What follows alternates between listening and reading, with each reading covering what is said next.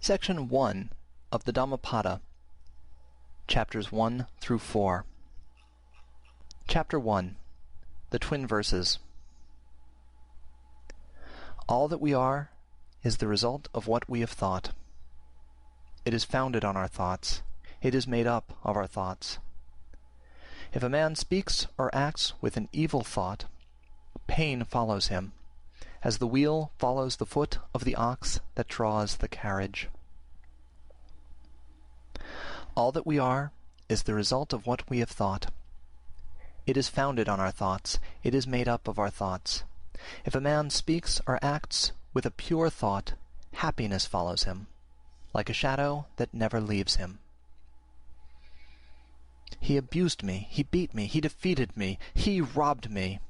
In those who harbor such thoughts, hatred will never cease.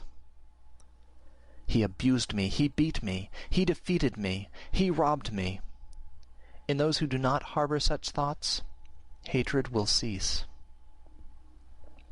For hatred does not cease by hatred at any time.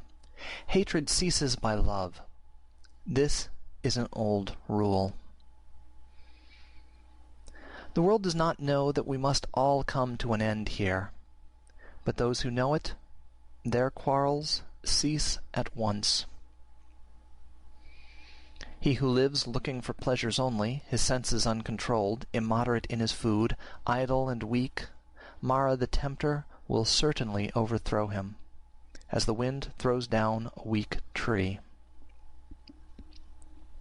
He who lives without looking for pleasures, his senses well controlled, moderate in his food, faithful and strong, him Mara will certainly not overthrow, any more than the wind throws down a rocky mountain.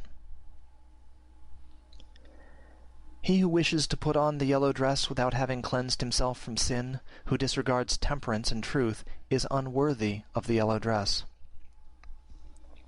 But he who has cleansed himself from sin is well grounded in all virtues, and regards also temperance and truth. He is indeed worthy of the yellow dress.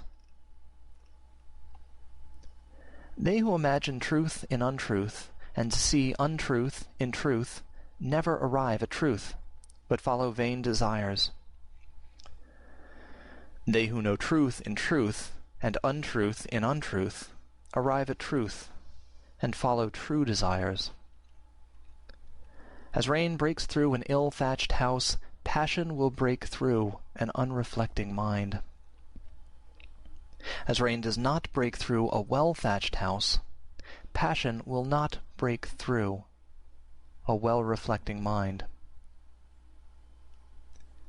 The evildoer mourns in this world, and he mourns in the next. He mourns in both.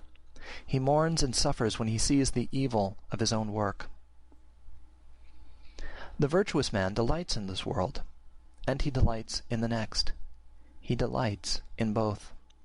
He delights and rejoices when he sees the purity of his own work. The evildoer suffers in this world, and he suffers in the next. He suffers in both. He suffers when he thinks of the evil he has done. He suffers more when going on the evil path. The virtuous man is happy in this world, and he is happy in the next. He is happy in both.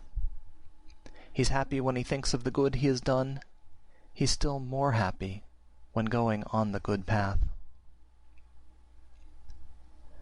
The thoughtless man, even if he can recite a large portion of the law but is not a doer of it, has no share in the priesthood, but is like a cowherd counting the cows of others. The follower of the law, even if he can recite only a small portion of the law, but, having forsaken passion and hatred and foolishness, possesses true knowledge and serenity of mind. He, caring for nothing in this world or that to come, has indeed a share in the priesthood.